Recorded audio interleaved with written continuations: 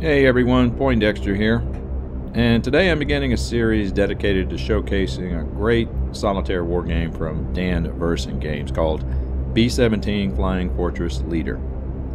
Now, this is a World War II strategic bombing solitaire game that takes place in the European theater of operations. Now, I've played a couple of campaigns to get familiar with the mechanics of the game, so though I'm no rookie, don't expect Curtis LeMay levels of tactical brilliance.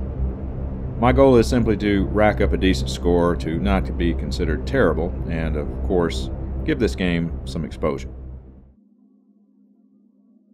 So what's in this game? Well, we've got multiple historic bomber groups composed of B-17 Flying Fortresses, B-24 Liberators, B-26 Marauders, along with optional B-29 Super Fortresses and B-25 Mitchells for those what-if scenarios. Fighter groups composed of Spitfires, P-47 Thunderbolts, P-38 Lightnings, P-51 Mustangs, and P-80 Jets. We'll be bombing all kinds of targets: airfields, factories, oil refineries, V-1 weapon sites, transportation, just to name a few. While we're fighting off waves of German Bf-109s, FW-190s, Bf-110s, Me-410s, and maybe, but hopefully not, Me-262 jets. If you'd like to know more about this great solitaire game, check out videos on YouTube. A lot of great gamers there, definitely more well-known than me. Visit BoardGameGeek.com for all things board game related, or head over to DBG's website. Now, let's get started actually playing B-17 Flying Fortress Leader.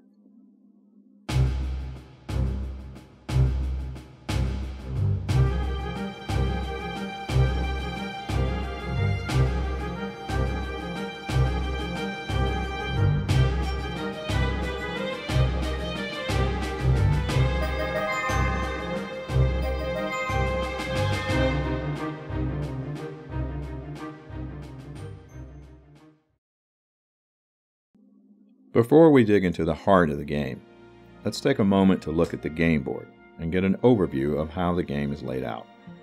And I'll throw in some gameplay rules as well. This is the main game board, a nice mounted map board, where nearly all of our action will take place. In the center, we have a strategic map of England, occupied France, and Germany, with large hexes superimposed over everything. This is where the meat of the game takes place. All potential bomb targets, Luftwaffe squadrons, waypoints, and our bomber group will be shown here. All missions start here, at the UK base. The numbered hexes are used to denote where we will be placing counters that will represent Luftwaffe squadrons. In the upper left of the board, we have the game calendar, which, depending on the campaign, will dictate the number of turns we will have, with most campaigns lasting for several months. For example, the month of May has 3 weeks, which translates into 3 turns. We can fly up to 2 missions per week. Just below the game calendar is the tactical board. This is where we will place the counters of all of our bomber and fighter groups participating on the current mission. Only one fighter group is allowed to escort the bombers. They may either fly in the high or low position for the duration of the mission, unless your fighter group is composed of shorter range fighters, in which case they may be forced to turn back early. We will also conduct all bandit attacks on our group here as well. We'll talk more about how to resolve combat during an actual mission. Below the tactical board is the secondary mission area, where we keep track of alternate targets that are determined by the campaign we are playing. Not all campaigns have secondary missions, but most do. What secondary mission you perform is determined by a random card draw, and you have 2 months to perform said mission. Failing to take care of these secondary targets could have negative effects on your overall campaign, while being successful could potentially give you benefits. Again, there are a lot of targets to choose from. To the right of the strategic map, we have the card area, where our airfield and factory target cards are kept, German commanders, and event cards. Just below the card area is the theater area. This area is used to simulate other major fronts during the war, in this case, the Mediterranean and Russia. As these theaters advance or retreat, the chances of Luftwaffe squadrons getting posted to these areas increases or decreases accordingly, thus keeping them out of the European theater, which means fewer German squadrons for us to contend with.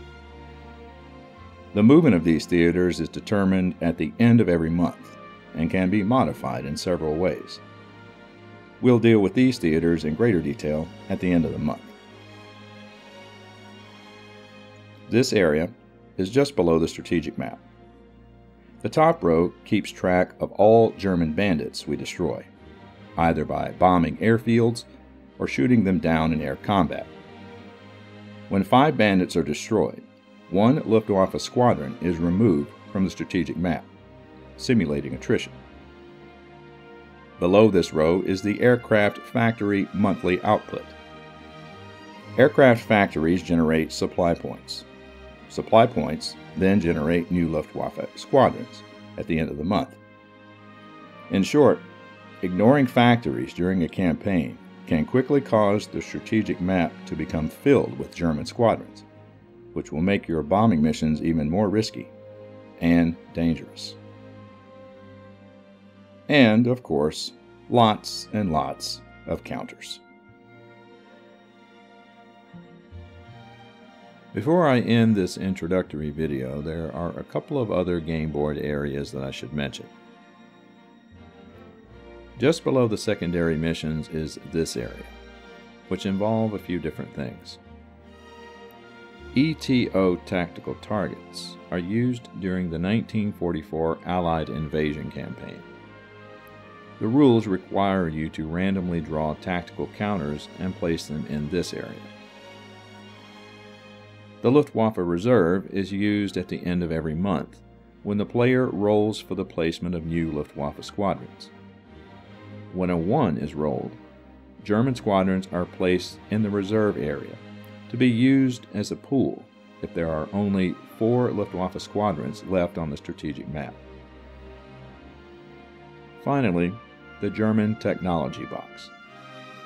This space is used to denote any active German technology that has been activated by a German commander. Not every German commander has the ability to activate a technology. Finally, all along the top of the game board are target placement indicators. This is where you will place all of your active targets in the current game. This area allows space for up to 11 targets. And hopefully that's all you'll ever use, because there are some situations where 11 spaces isn't enough. Like I've said before, lots of targets. Well, that wraps it up for this intro video into B-17 Flying Fortress Leader. Next time, we'll begin setting up and flying an actual mission. Thanks for watching, and we'll talk again soon.